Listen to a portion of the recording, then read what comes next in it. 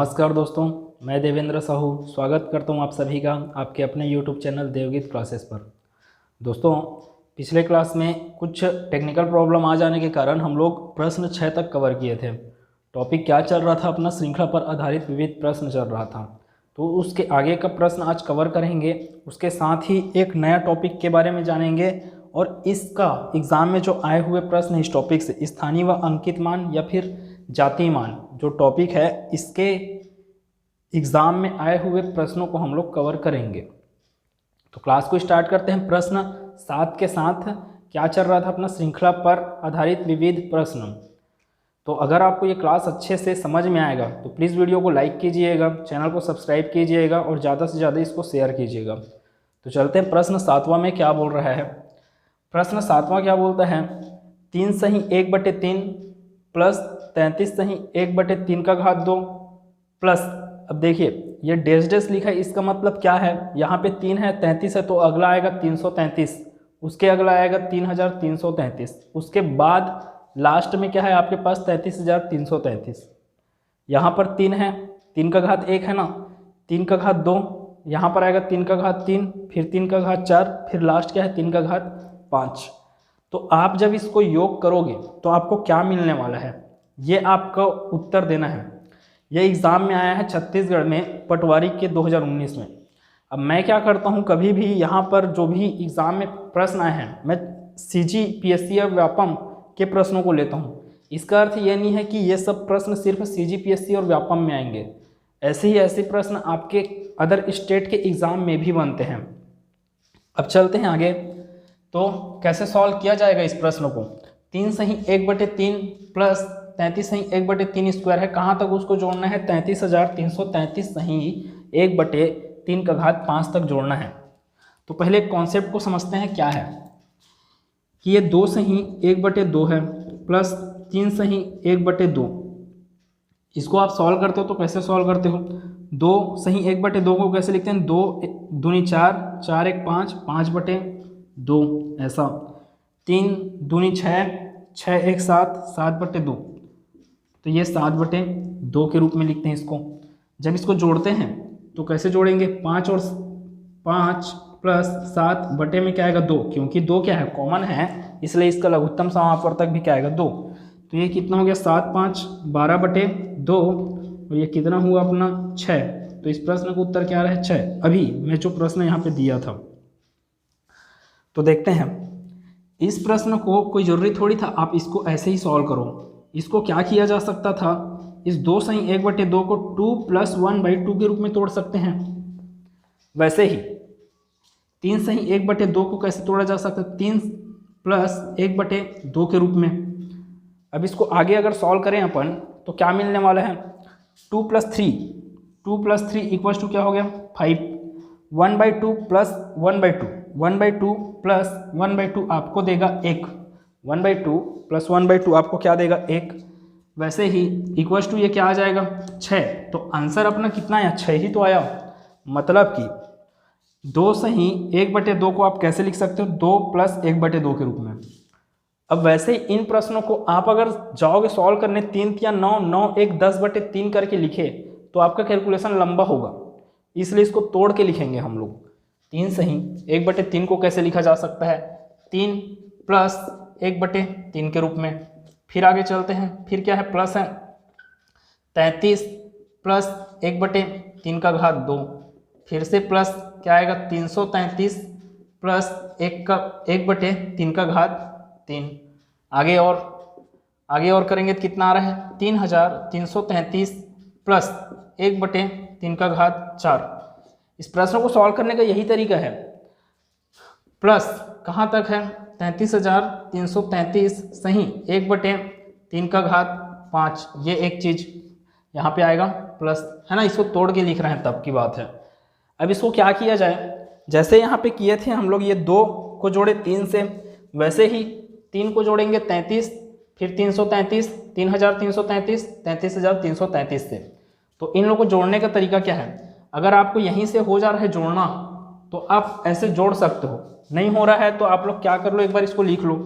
3 है, 33 है, फिर ये 333 है, फिर ये 3333 है, फिर ये 33,333 है, जोड़ेंगे तो आपको उत्तर क्या मिल रहा है, 3 पंचे 15 आएगा ना भाई। यहाँ पे 5 बार 3 लिखा है तो यहाँ पे 15 आएगा।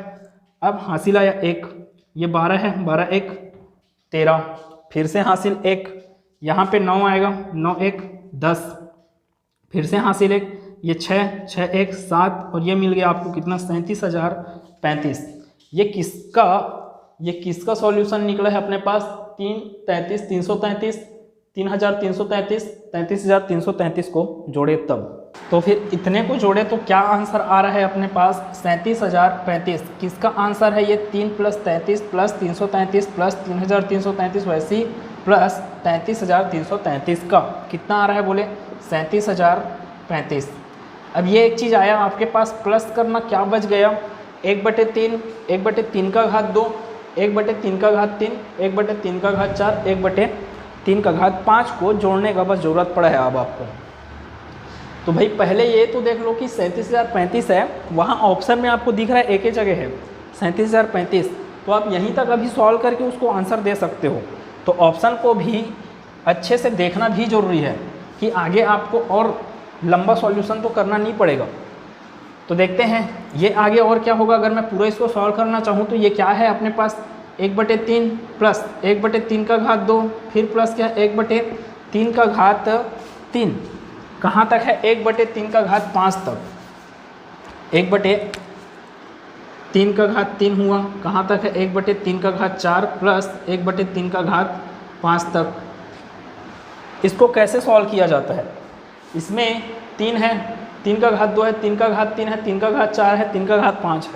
तो इन लोगों का एलसीएम क्या आएगा, इसमें सबसे बड़ी संख्या कौन है, 3 का घात 5, 3 का घात 5 3 का घात 4 से भी विभाजित हो जाता है, 3 का घात 3 से भी विभाजित हो जाता है, 3 का घात 2 से भी विभाजित होगा, वैसे ही 3 से भी विभाजित होगा। इसलिए एलसीएम इसका क्या आएगा, 3 का घात 5। इतने का एलसीएम क्या आया, 3 का घात 5। इधर क्या चल रहा है, 37,035 चल रहे हैं, प्लस एलसीएम क्या आया बोले, 3 का घात 5। यहाँ पर क्या आएगा, 1/3 में गुना कर दो किसका, 3/5 का, या फिर बोलो 3/5 को भाग दो 3 से, 3/5 को भाग देंगे 3 से तो कितना आएगा, 3 का घात 4 प्लस 3 के घात 2 से भाग देंगे जब 3/5 को, 3 के घात 5 को, तो ये कितना आएगा, 3 का घात 3 आएगा। 3 के घात 3 से भाग देंगे किसको, 3 के घात 5 को, तो ये कितना आएगा, 3 का घात 2, वैसे 3 का घात 1 और सिर्फ आएगा 3 आगे। लास्ट में आपका ये क्या है, 3 का घात 5 है, 3 का घात 5 से जब भाग दोगे तो यहाँ पे क्या आएगा, 1 आएगा ना भाई, ये क्या आया 1, 3 का घात 5 है, उससे भाग दोगे किसको, 3 के घात 5 को ही, तो कितने आने वाला है, 1 आने वाला है। यहाँ बटे में क्या चल रहे हैं, 3 का घात 5। आगे चलते हैं, 37,035 प्लस 3 का घात 4, मतलब कि 3 का अपने आप में कितने बार गुना, 4 बार गुना, तो 3 तिया 9, 9 तिया 27, 27 तिया 81 होता है। तो 3 के घात 4 का वैल्यू कितना आ गया, 81 प्लस 3 तिया 9 तिया 27 प्लस 3 तिया 9, 3 तिया 9 और 3 का एक बार ही अपने आप में क्या होगा, 3 ही होगा, और ये क्या हो गया अपने पास 1, लास्ट में 1 बटे में क्या चीज़ चल रहा है, 3 का घात 5। तो अब इसको आगे देखते हैं अगर, तो आगे क्या मिलने वाला है, ये 37,035 है, आगे आएगा 37,035 प्लस इसको जोड़ते हैं पूरा, तो 3 1 4 9 4 13, 13 और 7 हुआ 20, अपना 20 और 1 21, तो 21 का कितना हो गया, 1 अपने पास हासिल कितना आया है, 2। अब दहाई अंक की बारी, दहाई अंक इसमें है और इसमें है, तो 8 2 10 और जो हासिल 2 आया था उसके मिला के 12, 121, ये कितना चल रहा है, 3 का घात 5। अब जैसे 2 सही 1/2 को आप लिख सकते थे 2 + 1/2 के रूप में, वैसे ही 2 + 1/2 को आप 2 सही 1/2 के रूप में भी तो लिख सकते हो, उल्टा उसका। तो यहाँ पे जो प्लस है बीच में लगा हुआ है प्लस, इसको हटा के आप कैसे लिख सकते हो, 37,035 सही 121/3 का घात 5 के रूप में इसको लिखा जा सकता है। तो ये अपने प्रश्न का आंसर आ गया, जो कि कौन से ऑप्शन में दिख रहा है आपको, ऑप्शन नंबर डी में दिख रहा है। 37,035 सही बटे 3 का घात 5। एक बार चीज़ों को रिवाइज करते हैं। क्या बोले, ये जो प्रश्न है ये प्रश्न तभी आपका सॉल्व होगा जब इसको आप तोड़ के लिखोगे। मतलब सॉल्व होगा आसानी से जब आप इसको तोड़ के लिखोगे। तो इस 3 से ही 1/3 को कैसे लिखा जा सकता है, 3 + 1/3 के रूप में। उसके आगे 33 + 1/3 का घात 2 के रूप में लिखा जा सकता है। अब आपको जो समस्या आया होगा कहीं पर भी, वो आया होगा यहाँ पर, इसको कैसे 3 का घात 5 लिख दिए। तो ये एलसीएम है। एलसीएम में क्या किया जाता है कि जो बड़ा संख्या है, अगर वो बड़ा संख्या सभी पहले के संख्याओं से अगर वो विभाजित है, जैसे ये 3 का घात 5 है, 3 का घात 5 क्या हो जाता है, सभी से विभाजित हो जाता है। मतलब कि 3 का घात 5 ही 3 का घात 2, 3 का घात 3, 3 का घात 4, 3 का घात 5 का क्या होगा, एलसीएम होगा। ऊपर में क्या चीज़ आता है, 3 के ऊपर में क्या आएगा, 3 के घात 5 को आप 3 से भाग दे दो, वो आएगा अपने ऊपर में, तो 3 का घात 4। 3 के घात 2 से 3 के घात 5 को भाग दे दो, कितना आएगा, 3 का घात 3। 3 के घात 3 से 3 के घात 5 को भाग दोगे तो कितना आएगा, 3 का घात 2। 3 के घात 4 से भाग दो 3 के घात 5 को, तो सिर्फ देगा वो 3 का घात 1। 3 का घात 1 मतलब कि 3। वैसे यहाँ पे 3 के घात 5 को 3 के घात 5 से भाग देंगे तो आएगा 1। अब ये इसको सॉल्व किए तो अपने को मिल रहा है कितना, 121 बटे में क्या चल रहा है, 3 का घात 5। इधर अपने को मिल रहा था 37,035। इसको 37,035 + 121 बटे 3 का घात 5 को वापस हम कैसे लिख सकते हैं, इस रूप में लिख सकते हैं। तो अपना आंसर क्या मिल गया, ऑप्शन नंबर डी इस प्रश्न का सही उत्तर हो जाएगा। इतने का स्क्रीनशॉट ले सकते हैं आप लोग। अब वैसे ही आगे के प्रश्न में चलते हैं। आगे का प्रश्न क्या लिखा है, 56 सही 1/11 + 56 सही 2/11 + 56 सही 3/11 प्लस डैश डैश डैश कहाँ है, 56 सही 10/11। 1 2 3 4 5 6 कहाँ तक जाना है आपको, 10 तक जाना है। बटे में 11 11 चल रहा है। यहाँ पर क्या लिखा हुआ है, 56 56 लिखा हुआ है। कितने बार तक 56 करना है, मतलब कि आपको 10 बार जाना है ना वहाँ पे, तो कितने बार करना है, 56 10 बार। अब डायरेक्ट सीख रहे हैं, है ना। 56 को कितने बार जोड़ना पड़ेगा, 10 बार। इसको तोड़ के आप लिखोगे, उसी को मैं अब डायरेक्ट बता रहा हूँ कि 56 को 10 बार लिखे, मतलब कि 56 गुना 10 हो गया। इतने का आंसर 56 + 56 + 56 कितने बार, 10 बार। मतलब कि 10 बार 56 को आप जोड़ोगे तो क्या मिलने वाला है आपको, 560 मिलेगा। मतलब 56 × 10 मिलने वाला है। ये क्या है, 1/11 + 2/11 + 3/11 कितने बार तक जोड़ना पड़ेगा, प्लस करके क्या मिलने वाला है, 1/11 + 2/11 प्लस कहाँ तक जाना पड़ेगा आपको, 10/11 तक। ये इतना हुआ। फिर इसको कैसे सॉल्व करेंगे, 56 दाहम कितना हुआ, 560 प्लस 1/11 है। ऊपर में आपका क्या चीज़ चलेगा, 1 + 2 + 3 कहाँ तक जाना है आपको, 10 तक। बटे में क्या है भाई, सभी में बटे में लगा हुआ है 11, मतलब कि इसका एलसीएम भी क्या आने वाला है, 11। तो नीचे में लिख दिए क्या अपन, 11। इतना हो गया। अब देख रहे हैं यहाँ पर क्या है, 1 + 2 + 3 प्लस कहाँ तक जाना है, 10 तक।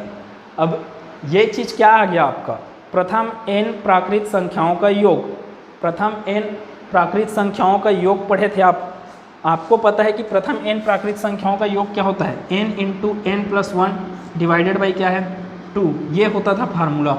अगर आपने पूरा ये जो मैं जितना भी पढ़ा रहा हूँ वो सीक्वेंस में पढ़ा रहा हूँ, अगर आप पुराना वीडियो नहीं देख रहे हो, कहीं भी बीच से पढ़ रहे हैं, तो हो सकता है आपको समझने में दिक्कत होगा कहीं पर। तो पहले क्या किया जाता है, आपका पूरा कॉन्सेप्ट क्लियर करने के लिए वहाँ पे बेसिक को बताया जाता है पहले के क्लास में, तो उसको पहले देखिएगा। अब ये क्या है, n × n + 1 कितने संख्याएं बोल रहे हो, यहाँ से 1 से लेकर 10 तक, मतलब 10 संख्याएं। अब ये क्या लिख सकते हो आपको, 10 + 1 के रूप में। बटे में क्या, 2, ये 2 × 2 2 × 5 10। ये कितना हो गया, 10 और 1 11। तो 11 × 5 कितना मिल गया आपको, 55। 11 × 5 55, मतलब कि 1 से लेकर 10 तक का योग आपको क्या देने वाला है, 55 देने वाला है। तो ये हो गया आपका 55, बटे में क्या चल रहा है, 11। तो ये 560 प्लस 11 × 5 55, ये कितना हो जाएगा, 565। तो अपना उत्तर यहाँ पे क्या बन रहा है, ऑप्शन नंबर बी इस प्रश्न का उत्तर होगा। मैं यहाँ पे डायरेक्ट किया हूँ, और इसलिए डायरेक्ट किया क्योंकि इसके पहले के प्रश्न में पूरा का पूरा प्रोसेस मैं यहाँ पे और पूरा इसका कैसे जोड़ा जा रहा है उसको बता चुका इस वाले प्रश्न में, इसलिए यहाँ पे डायरेक्ट कर दिया। 56 + 56 कितने बार, 10 बार, मतलब 560। यहाँ पर 1 + 2 + 3 कहाँ तक जाने वाला है, 10 तक जाने वाला है, बटे में 11 है, तो वो 11 तो एलसीएम 11 ही आएगा, इसलिए ये 11 1 से 10 तक के लिए n × n+1 का फार्मूला लगा दिए। या तो आप जोड़ते बैठे रहो 1 से लेकर 10 तक, है ना। अब 55/11, 11 × 5 = 55, 560 में 5 को जोड़े कितना आ गया, 565। तो अपना इस प्रश्न का उत्तर कौन सा होगा, ऑप्शन नंबर बी। अब और चलते हैं एक प्रश्न में और।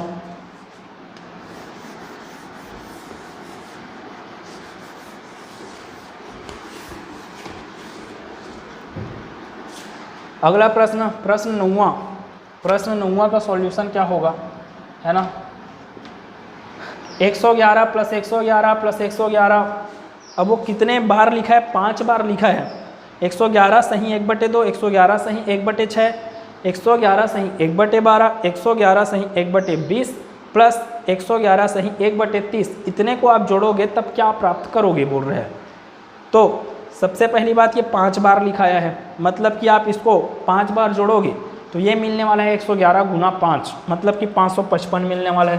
तो इतना समझ में आया कि क्या मिला, वो 555 प्लस क्या चीज़ बचा आपके पास, 1/2 + 1/6 + 1/12, ऐसा करके 1/2 + 1/6 + 1/12 प्लस 1/20 + 1/30, ये इतना हुआ है। अब भाई देख लो यहाँ पे 2, 6, 12, 20 और 30 का एलसीएम क्या आता है। अगर आपको एलसीएम एकदम डायरेक्ट सीखना है, आप कैसे करते हो, पहले 2, 6, 12, 20 और 30 का एलसीएम निकालोगे तो आप ऐसे ही निकालते हो। सबसे पहले 2 एकम 2, 2 तिया 6, 2 6 के 12, 2 दहम 20, 2 15 में कितना हो गया, 30।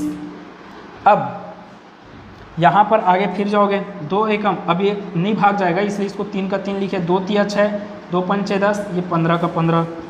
आगे चलते हैं कि यहाँ पर 2 से भाग नहीं जाएगा, फिर ये तो ये हो गया 3, मतलब 3 एकम 3, 3 एकम 3, 5 का 5, 3 पंचे 15। फिर से आगे तो 5 से भाग जाने वाला है, तो अपना क्या मिलने वाला है, सिर्फ 5 मिलने वाला है। अब 2 दूनी 4, 4 तिया 12, 12 पंचे 60, ये क्या हो गया, इनका एलसीएम निकल गया। ऐसी है तरीका निकालने का। अब मैं बोलता हूँ आप ऐसे मत निकालो, आप क्या किया करो, इसमें सबसे बड़ी संख्या कौन है, 2, 6, 12, 20 और 30 में सबसे बड़ी संख्या जो है उसका आप पहाड़ा पढ़ो। 30 एकम 30, 30 तो भाग जाएगा 30 से, 2 से भी भाग जाएगा, 6 से भी भाग जाएगा, लेकिन 12 और 20 से भाग नहीं जाता, मतलब कि 30 इन सभी संख्याओं का एलसीएम नहीं हो सकता। 30 का पहाड़ा और आगे बढ़ते हैं, 30 दूनी कितना हो गया, 60, 60 2 से भी भाग जाता है, 6 से भी भाग जाता है, 12 पंचे 60 इससे भी भाग जाता है, 20 तिया 60 इससे भी भाग जाता है, और 30 दूनी 60 इससे भी क्या भाग चले जाएगा, इसलिए जो 60 है वही क्या हो जाएगा आपका एलसीएम। तो यह तरीका आप इतना करते मत बैठे रहो, अगर आपके पास ये सब छोटे छोटे संख्याएं हैं तो।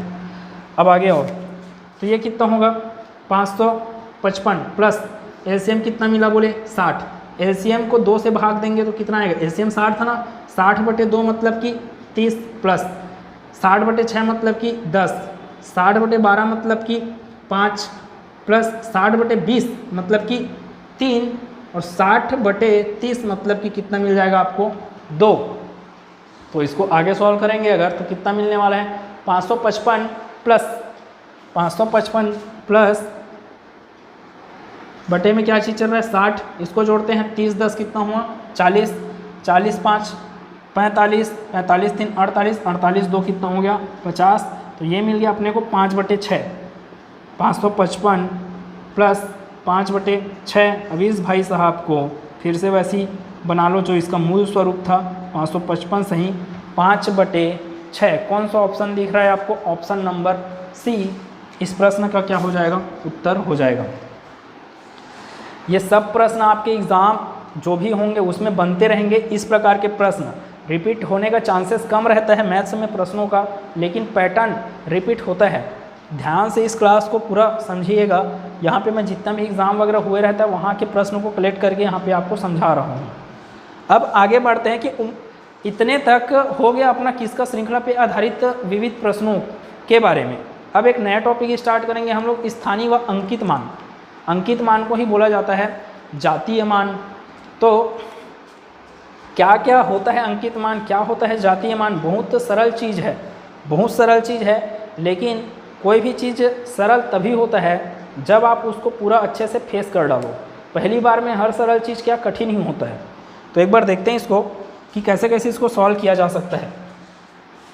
पहले कॉन्सेप्ट ये है कि स्थानीय मान किसको बोलते हैं और जातीय मान किसको बोलते हैं। जैसे कि मैं कोई एक एग्जाम्पल लिखा, क्या लिखा? 2 3 5 7। तो मैं बोलूँगा 7 का जातीय मान क्या है? जातीय मान के बारे में बात कर रहा हूँ पहले। 7 का जातीय मान क्या कहलाएगा? 7। 5 का जातीय मान 5। 3 का जातीय मान 3। 2 का जातीय मान 2। तो जातीय मान क्या होता है?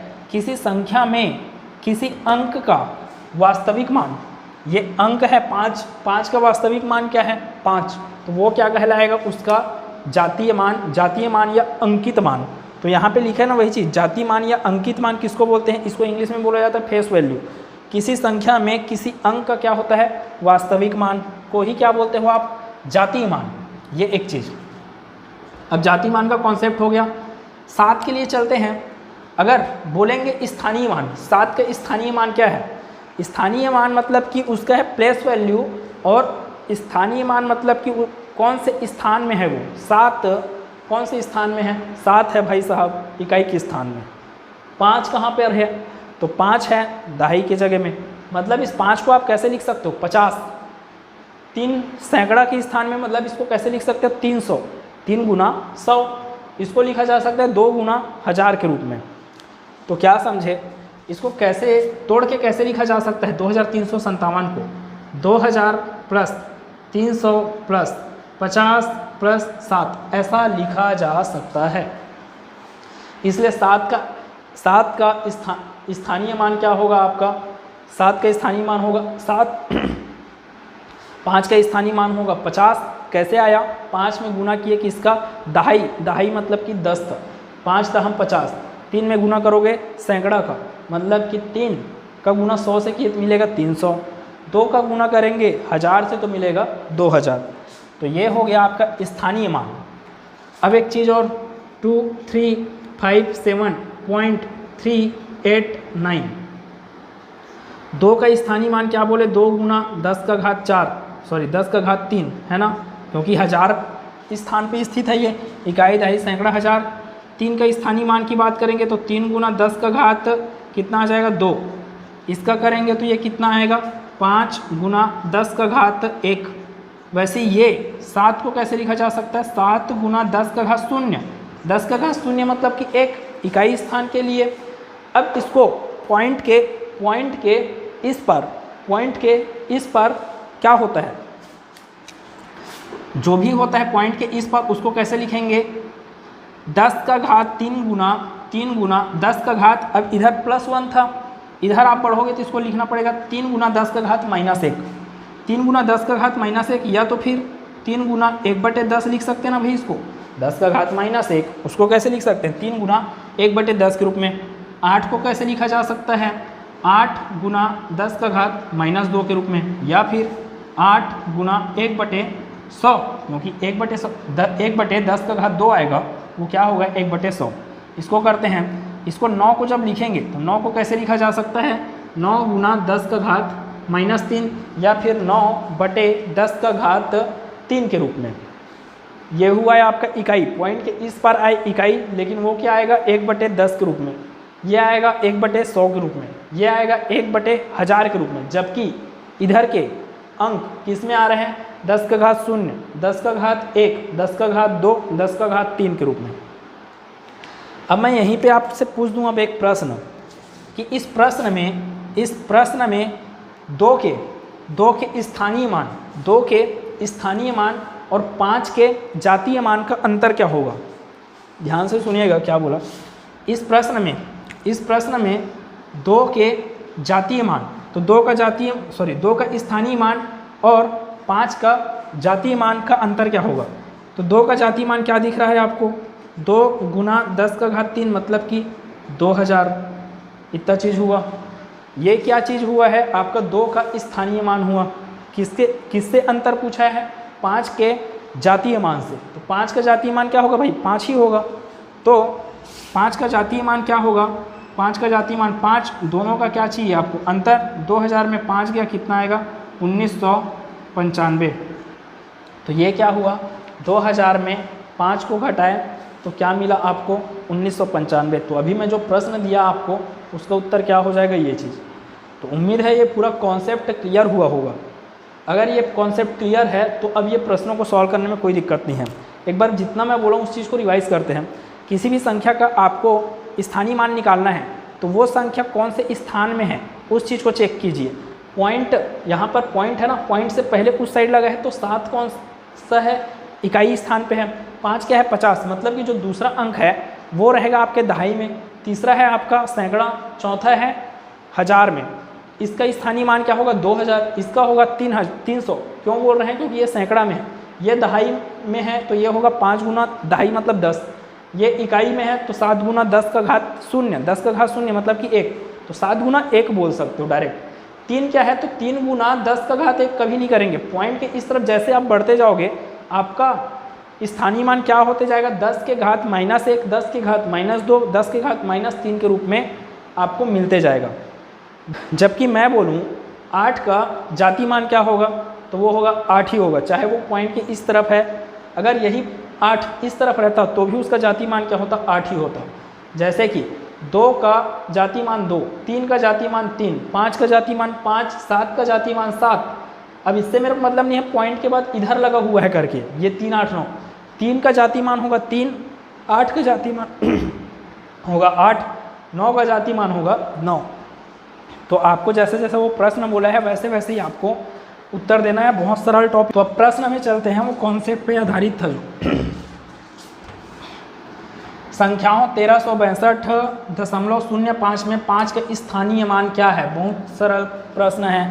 1365.05, दशमलव के बाद 0 है, उसके बाद 5 है, मतलब कि दशमलव के बाद इकाई फिर दहाई, लेकिन ये इकाई के रूप में नहीं रहेगा। ये बोले ना 10 का घात -1, 10 का घात -2, तो 10 का घात -2 को प्रदर्शित कर रहा है किसका मान, 5 का स्थानीय मान क्या हुआ 10 का घात -2। 5 गुना 10 का घात -2 मतलब कि 5/100।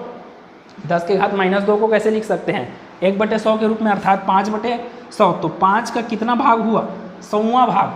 अब देखो ऑप्शन क्या दिया है, सैकड़ा और 100वां, तो ये मत लगा देना सैकड़ा। अगर ये 5 यहाँ पे रहता, 6 के जगह में, सॉरी 3 के जगह में अगर रहता, 5 3 के जगह में अगर रहता, तब आप बोलते कि वो सैकड़ा स्थान में है। अब क्या है, वो दशमलव के उस पार कूद गया, मतलब कि ये हो जाएगा 5 कौन से स्थान पे हो जाएगा, 100वें स्थान पे। अगर वही 5 और आगे रहता, जैसे कि इसको 2 3 5 करके लिख दिए रहता अगर, तो 5 के बारे में अगर पूछता तब आप बोलते कि वो कौन से स्थान पे है, तो 1000वें भाग में है वो। अभी क्या है, 100वें भाग में, तो इसका आंसर क्या हो जाएगा, ऑप्शन नंबर डी। और चलते हैं अगले के प्रश्न में। सीजी टेट में आया हुआ 26/5/49 में 5 के स्थानीय, 5 का स्थानीय मान क्या होगा भाई, 500 सैकड़ा में है ना, और उसके अंकित मान, इसका अंकित मान क्या होगा 5, दोनों का अंतर निकालेंगे कितना मिलने वाला है 495। बहुत सरल प्रश्न है। आगे बढ़ते हैं, ये 495। अब 5 8 के 3 4 6 करके लिखा है। फिर में के स्थानीय व जातीय मान का अंतर क्या होगा यदि के एक सम अभाज्य संख्या है। अब देखो सम अभाज्य संख्या आपका सिर्फ और सिर्फ एक होता है, क्या चीज़, वो होता है संख्या 2। पूरे अभाज्य संख्याओं के श्रृंखला में आपका 2 एकमात्र ऐसा संख्या है जो सम अभाज्य संख्या है। मतलब कि वो इनडायरेक्ट रूप से आपको ये बोल दिया कि के जगह में क्या रहने वाला है, 2 रहने वाला है। तो पढ़ते हैं प्रश्न को। 5 8 के 3 4 6 में के स्थानीय व जातीय मान का अंतर क्या होगा। के को अब भी आप क्या बोले, 2। तो अगर मैं इसको लिखूं 5 8 5 8 के जगह में क्या लिखना पड़ेगा आपको, 2, तो 5 8 2 3 4 6। तो इसका स्थानीय मान क्या होगा k का, वो हज़ारवें नंबर में है ना, तो ये होगा 2000। इसका जातीय मान क्या होगा, जातीय मान खुद उसका मान होता है, तो 2000 में माइनस किसको कर रहे हो, 2 को, तो ये मिलने वाला अपने को उत्तर 1998। तो ये है अपना आंसर 1998। इसी को प्रश्न और बना सकता था, वो ये बोल सकता था कि सबसे छोटी विषम अभाज्य संख्या, सबसे छोटी विषम अभाज्य संख्या पूछ सकता था, तब आप यहाँ पे रखते 3, क्योंकि आपको इस कंडीशन में क्या होता, आपको अभाज्य संख्या अर्थात प्राइम नंबर्स का ज्ञान होना चाहिए कि कौन सा सबसे छोटा है, कौन सा विषम है, कौन सा सम अभाज्य संख्या है करके। तो उम्मीद है कि ये क्लास समझ में आया होगा। आज के टॉपिक में इतना है, और अगले क्लास में हम लोग अभाज्य गुणनखंडों की संख्या पर आधारित प्रश्नों को कवर करने वाले हैं। तो उम्मीद है कि ये क्लास अच्छे से समझ में आया होगा। अगर आपको ये क्लास अच्छे से समझ में आया तो वीडियो को लाइक कीजिए, चैनल को सब्सक्राइब कीजिए, और जितना ज़्यादा हो सके इस वीडियो को शेयर कीजिए ताकि सभी को इसका फ़ायदा मिल सके। मिलते हैं नेक्स्ट क्लास में, तब तक के लिए धन्यवाद।